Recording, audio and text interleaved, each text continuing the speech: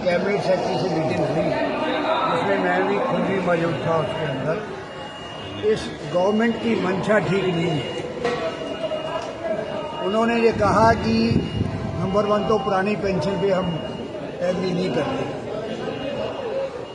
बाद में काफ़ी डेलिब्रेशन के साथ बहस के करने के बाद ये कहा कि ठीक है, नाम नहीं बदलेंगे, 12 महीने की एवरेज पे लेके उसका 50% वो देंगे।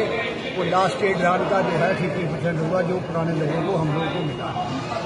लेकिन उसके साथ बहुत बड़ी बात ये है कि वो कह रहे हैं कि जो 10% पैसा कटता है, पुराने आदमियों को प्रोविडेंट के नाम से कटता था, 100% प्रोविडेंट फंड मिलता था।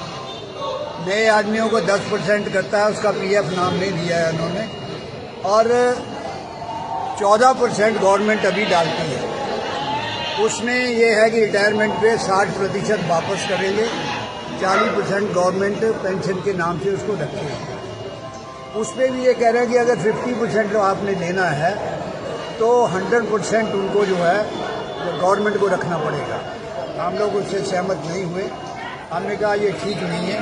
जो पहले चल रहा है तो 60% तो उनको वो खाली हाथ लेके अपने घर में जाएंगे, तो उनको 60% तो आप दो, 40% पेंशन के, लेकिन 50% होना चाहिए। इसी तरह उन्होंने सुझाव दिया कि 35 साल हम क्वालिफाइंग सर्विस मानेंगे। हमने कहा 35 साल नहीं, अभी जो चल रहा है 7वें पे कमीशन तक 20 साल क्वालिफाइंग सर्विस मानता है।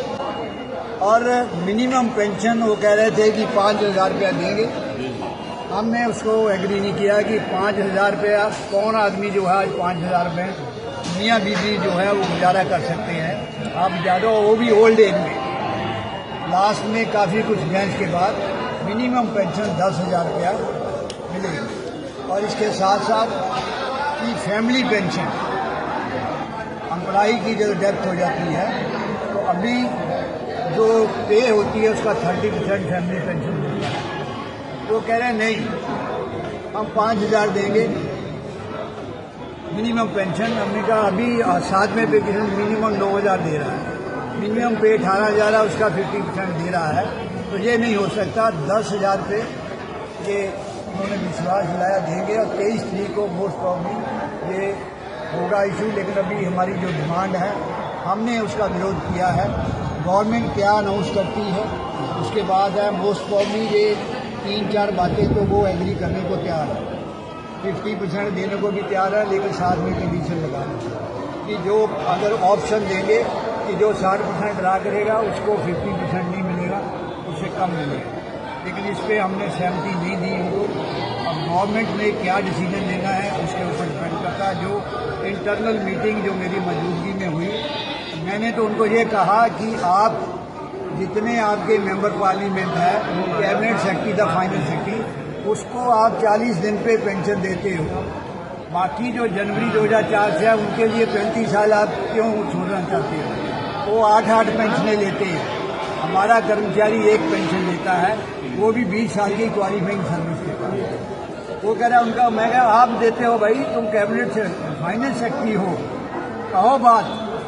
हमारे बड़े नेता जो है ज़्यादा संघर्ष अपने आप को शो करते हैं, नहीं नहीं नहीं नहीं नहीं बीसी यार ऐसी नहीं बात। मैं क्यों नहीं बात करें?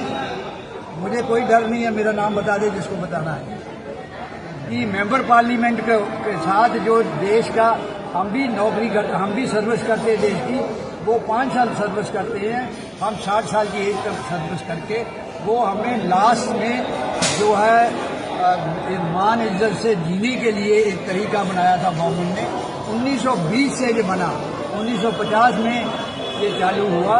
इसलिए ये गवर्नमेंट गलत कर रही है। फॉरेन कंट्री में ऐसा है, लेकिन फॉरेन कंट्री के अंदर हर चीज़ को बच्चों की जो है एजुकेशन फ्री है, वहाँ मेडिकल फैसिलिटी फ्री है। जो अगर टैक्स लेते हैं इस तरह के वो पेंशन देते हैं, सारे लाइबिलिटी गवर्नमेंट उसको टॉलरेट करते हैं। इन तमाम बातों को हुआ। फिर जैसे मेंबर पार्लियामेंट की, राज्यसभा की पेंशन होती है, 5-5 आदमी बिठाए हुए हैं, फेडरेशनों को लेके बैठ के आप डिसाइड कर लो।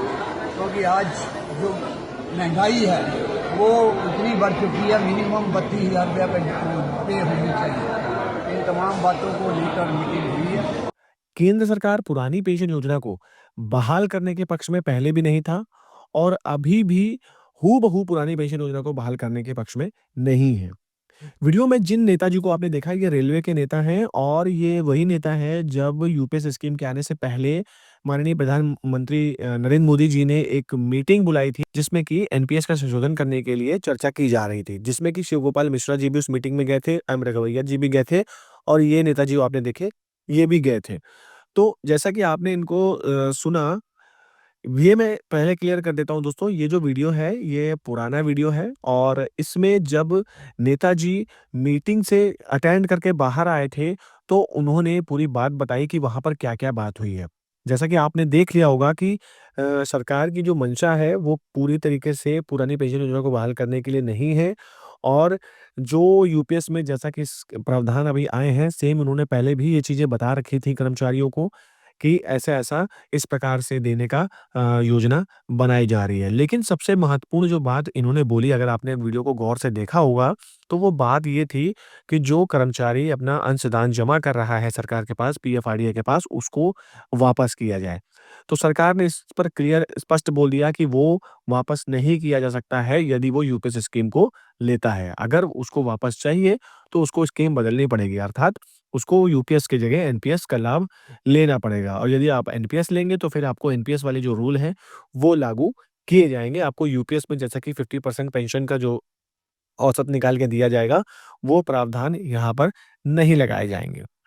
फिर देख सकते हैं आप वीडियो में एक चीज़ और अच्छी बात बोली कि जब उन्होंने ये बोला कि जो विधायक और मंत्री 8-8 पेंशन ले रहा है और एक कर्मचारी जो अपना पूरा जीवन एक नौकरी के लिए लगा देता है और लास्ट में जब उसको एक पेंशन देने की बारी आती है, तो वो पेंशन भी सरकार को देने में समय लग रहा है, प्रॉब्लम हो रही है। तो जब वित्त सचिव जी को ये बोला तो उन्होंने इस चीज़ का विरोध किया कि नहीं ऐसा नहीं है, लेकिन फिर भी मंत्री जी ने बोला कि नहीं मैं किसी से डरता नहीं हूँ। हालाँकि ये बात वहाँ पर हुई या नहीं हुई देखिए इस विषय में तो नहीं कहा जा सकता। लेकिन आपने कई वीडियोज़ में ऐसा सुनते हुए विजय कुमार बंधु जी को भी देखा होगा, कई पत्रकारों को भी देखा होगा जो स्पष्ट तौर पे बोलते हैं कि माननीय 4-4 पेंशन लेते हैं तो प्रॉब्लम नहीं है, तो देश की आर्थिक स्थिति बिगड़ती नहीं है। लेकिन जब वही एक पेंशन कर्मचारी को देने की बारी आती है, तो देश की आर्थिक स्थिति पर बात आ जाती है। अगर एक माननीय 4-4 पेंशन ले रहा है, तो उस 4 पेंशन में करीबन के करीब 8 सरकारी कर्मचारी को पेंशन मिल सकती है, अगर देखा जाए तो। मैं ये नहीं कहता हूँ कि अगर माननीयों को पेंशन दी जा रही है, तो उनकी भी बंद कर दी जाए या जिनको पेंशन मिल रही है, उनकी पेंशन बंद कर दी जाए। लेकिन अगर एक बात सोच के देखा जा सकता है कि अगर इतनी पेंशन एक व्यक्ति को मिल रही है, तो उतने में एक सरकारी कर्मचारी को भी उससे 2 गुना सरकारी कर्मचारियों को पेंशन दिया जा सकता है। सरकार की मंशा पहले भी नहीं थी और ना ही दोस्तों अभी है। यूपीएस में ही कोई ना कोई संशोधन करने का विचार अब देखिए सरकार करती है या वैसे का वैसा ही रहता है। फरवरी स्टार्ट हो गई है फिलहाल कोई भी अभी तक अपडेट नहीं आया है। 17 फरवरी तक जो पीएफआरडीए ने अपडेट माँगे हैं, फीडबैक माँगे हैं, वो देना अभी सरकारी कर्मचारी उस पर काम कर रहे हैं। अब देखना बाकी ये है कि इस पर सरकार का कितना असर पड़ता है। तो दोस्तों खबर यही थी, मेरे द्वारा दी गई जानकारी आपको अच्छी लगी है तो प्लीज़ वीडियो को लाइक करिए, शेयर कीजिए, कमेंट करिए। मिलते हैं अगली वीडियो में, तब तक के लिए जय हिंद, जय भारत।